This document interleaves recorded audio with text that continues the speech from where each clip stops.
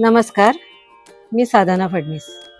विविधा प्रस्तुत साधनाज किचनमध्ये आपले स्वागत.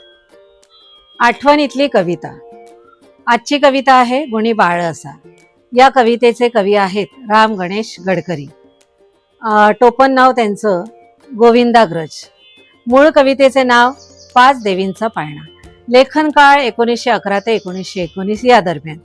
1974 मध्ये शिवकल्याण राजा या ऐतिहासिक ध्वनिमुद्रिकेतून ही कविता घराघरात पोचली. गुणी बाळसा जाग शिकारे वाया, निज रे निज शिवराया, अपरात्रीचा प्रहर लोटला बाई, तरी डोळा लागत नाही, निज वायाचा हरला सर्व उपाय, जागाच तरी शिवराय, चालेल जागता चटका, हासाच घटका घटका, कुरवाळा किंवा हटका, का कष्टविशी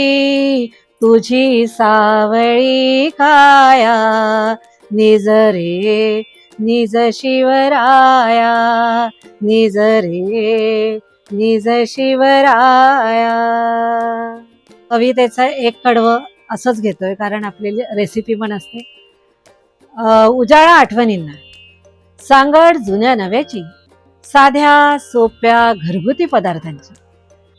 आजची रेसिपी आपण जी घेणार आहोत, जी करणार आहोत, बघणार आहोत, ती आहे पालकाची भजी. त्यासाठी लागणारं साहित्य आपण बघणार आहोत. पालक, तो जो मी आहे ते पान असे त्याचे तोडून घेतले, देठ बाजूला गेलेले आहेत. त्यानंतर गोडे तेल आहे,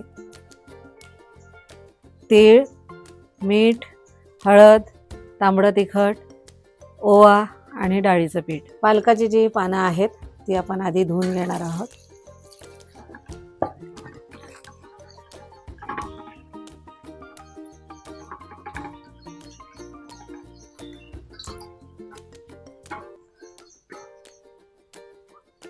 भिजवत पर्यंत, म्हणजे डाळीचं पीठ भिजवत पर्यंत आपण जरा ही कढई पाणी टाकून मस्त स्वच्छ पुसून घेणार आहोत.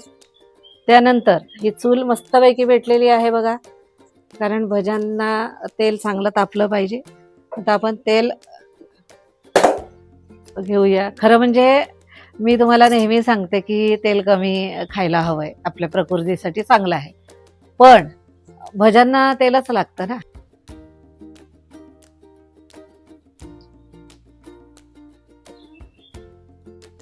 डाळीचं पीठ म्हणजे आपल्या अंदाजानुसार आपल्याला किती लोकांसाठी भजी हवी आहेत.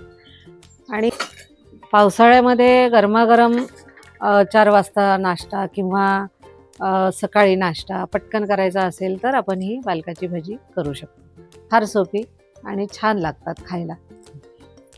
तर यामध्ये आपण छोटा चमचा हळद, आपल्याला पाहिजे तसं तिखट घालू शकतो, पण अगदी थोडंच मी घालणार आहे. थोडा ओवा, ओवा माझ्या किचनमध्ये नेहमी असतो, पचनास चांगला असल्यामुळे. आणि तीळ सुद्धा चविष्ट, म्हणजे त्या पदार्थाची चव वाढवते. आणि अंदाजानुसार मीठ. तर आपण भिजवून घेणार आहोत डाळीचं पीठ.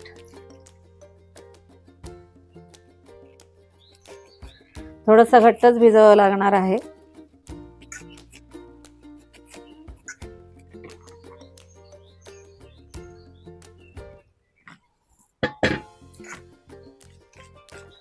कारण त्या पानाला, पालकाच्या पानाला लागायला हवं ना व्यवस्थित, म्हणून.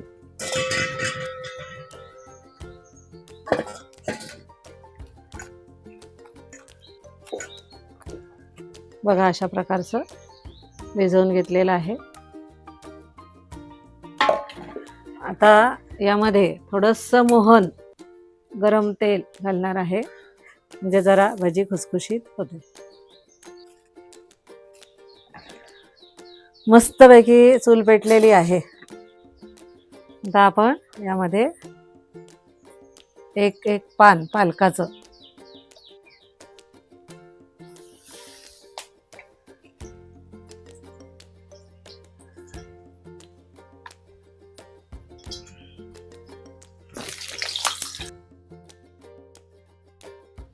बघा, मस्त कुरकुरीत ही भजी होणार आहे.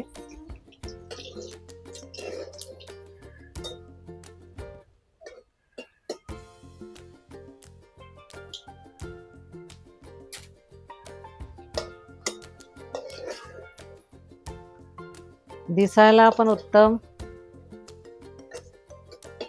आणि पालक शरीरासाठी छान आहे. कुठलीही पालेभाजी हे तब्येतीसाठी, आपल्या प्रकृतीसाठी चांगलीच आहे.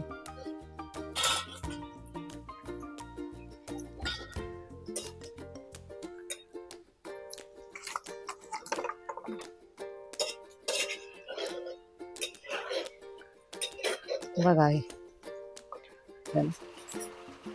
मस्त पाऊस पडतोय खूप छान बाहेर, आणि आपली आता गरमागरम भजी तयार आहे.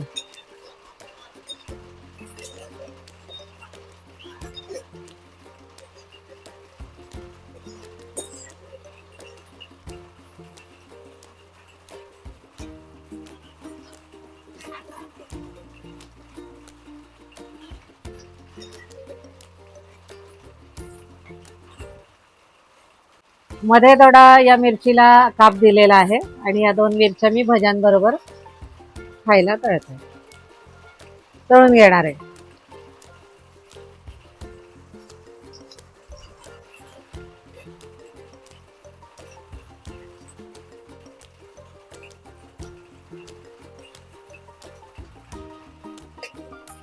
पालकामध्ये लोह जास्त असतं, आपली रोग प्रतिकार शक्ती वाढवते.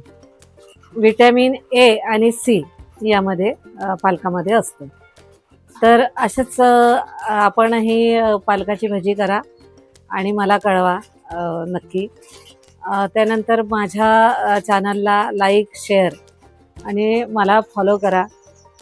थँक्यू. अशीच एक रेसिपी घेऊन पुढील भागात परत नव्याने भेटू. धन्यवाद.